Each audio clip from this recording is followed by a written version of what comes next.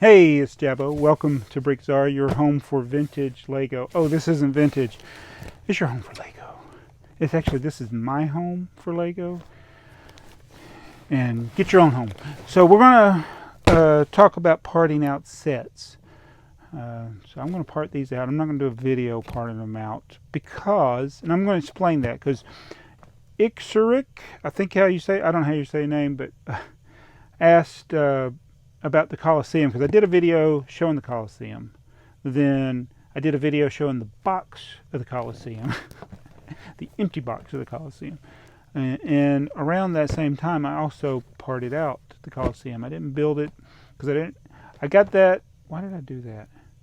There was some kind of special, and then that set I thought was easy to part out, but it was a lot of bags.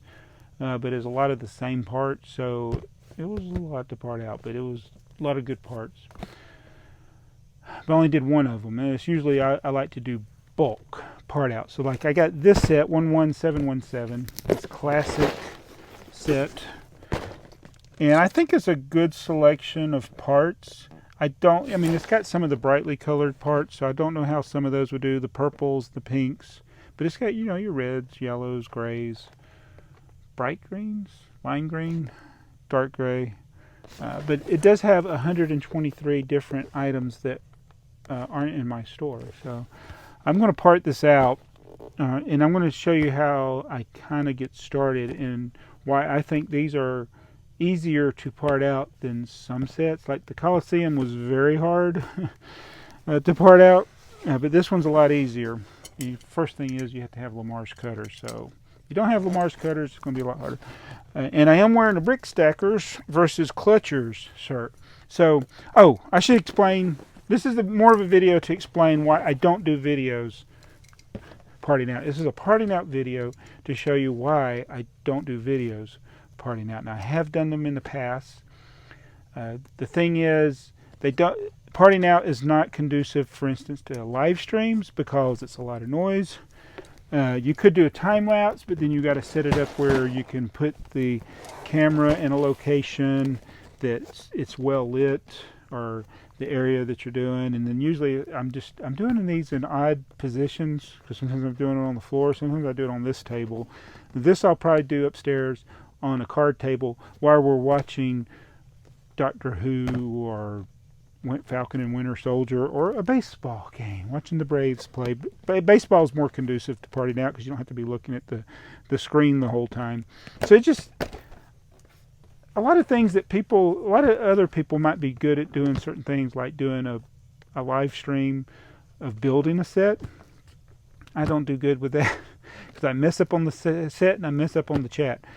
And then some people do good at doing time lapses of building, and I don't feel like I do. I'm just not comfortable doing it. Not that I'm embarrassed to do it. It's just, it's not in the normal. In order to do those things, the ones that are very good at doing that, or even that like to do it, and they're not good at it. It's just you got to enjoy it, and you got to be in a setting that is conducive for it. And sometimes you have to set something up to do that, and I'm not willing to. I'm too lazy to do that, and I want to enjoy, like when I build, I just want to enjoy the build. And when I part out, I don't want to be worrying about, is that in frame or in the shot. So these sets, the reason I like parting out sets like these classic sets, is because there are no numbered bags, and everything is grouped by family of color. So like, you got all the purples are in this bag. So we got purples, we got our yellows and oranges, we got our bluish colors, we got our limes and greens and sand greens there, reddish brown. See, I'm making a lot of noise now, and I don't like that.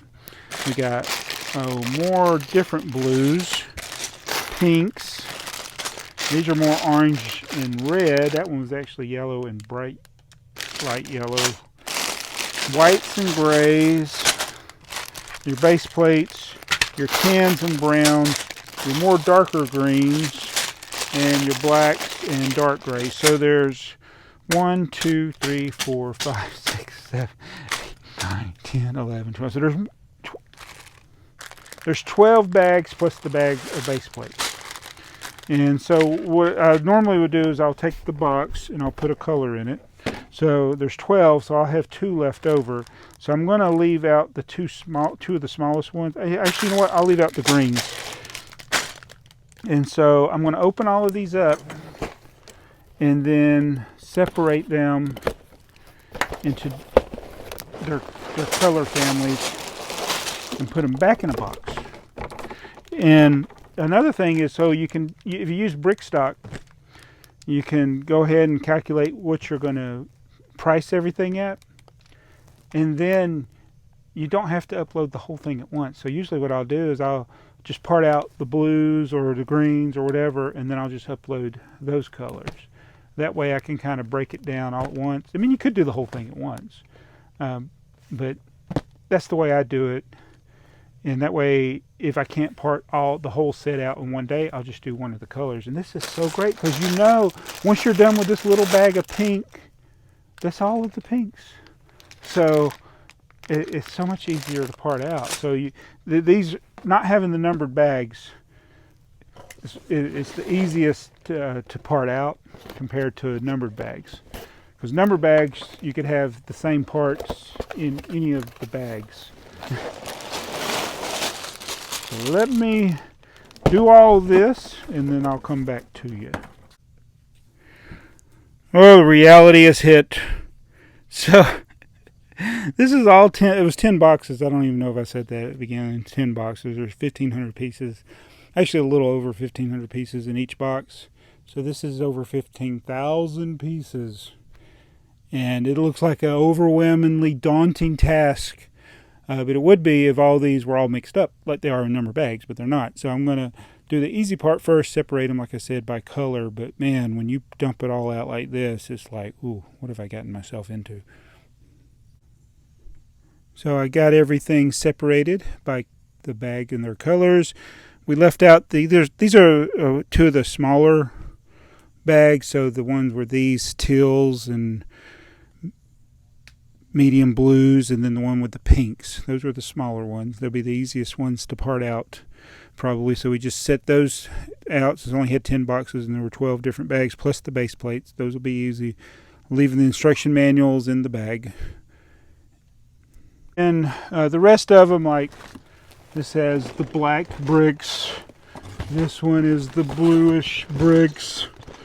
Then we got the lime with the lighter greens, the dark greens, the purples. I don't even know why I'm showing you, can't see it. Then I got the reddish browns, the tans. This is the one that's the heaviest and the biggest. It's got the white bricks and gray bricks, which is about right. And then we got the red. This one's pretty heavy too. The oranges and reds. And then the last one is the yellows. And I kind of roughly put them in the order that they appear. Of course, you got different colors that are mixed in, because they go alphabetically. So obviously not all the greens start with the same letter, but it's kind of close, and so it's going to be a lot easier. So what I'll do is maybe one evening I'll just take one of the boxes upstairs while we're watching TV and separate it out. Oh, I use these cups like this, and I'll separate it out into, like different cups, and then go from there. I got about 200 cups. This set has about 300 and over 300 lots, different items. 123 of which are not even in my store, so it's going to help me fill up. I got a lot of empty drawers.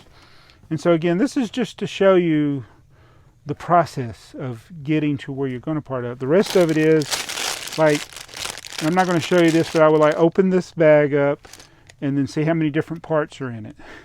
And so I'd set those cups in like a circle, whether I'm doing it here on this table or on the floor, which is what I do a lot of times. I'll do it on the floor, or we'll put a white sheet on the floor so it's easy to see the parts.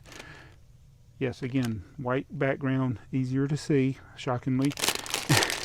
and then I'll put them on the cups, and then I'll just dump all the rest of the bags and just start with the biggest parts and work down to the smallest. That's the easiest way to do it. Start with the big parts, work down to the smallest. And go bag by bag like that, and then come down and use Brickstock and upload it, which I've done tutorials on that in the past, so I don't really need to do it again. But yeah, I'm not going to be doing a lot of part out videos or any. I'm just kind of more of show you again what I'm doing. Again, these are easier sets. Like if this was a set with numbered bags or a UCS set, it might have a better part out value, but it's a lot harder. A lot harder. Small sets are easy. Sets with a lot of the same parts in them are easier. Even if they have number bags, if they got like large quantities of particular pieces. And again, it's up for people's opinion whether or not these are good parts or not. I think they are because they're standard bricks. A lot of times I feel like standard brick, even though they're cheaper, they're good to have. People sometimes need them. Sometimes I need them. And sometimes that's why I buy Lego sets, is because I need certain parts, and if there are other parts that I don't need, then I just sell them. But this will add 15,000 parts. It just probably won't do it all at once. You have any questions? I hope not. No, I'm just kidding. If you got questions, you can ask them. But again, I don't like doing rummaging through the bricks videos, which includes building and parting out stuff. So I usually kind of just like to ramble. This is a no rumble, but all ramble channel for you. Occasionally I might ramble and rumble. Do you want to rumble? Anyway, I gotta go. Who's your favorite, stackers or clutchers? Brick stackers or clutch? They both have Bricklink stores and YouTube channel. See you guys.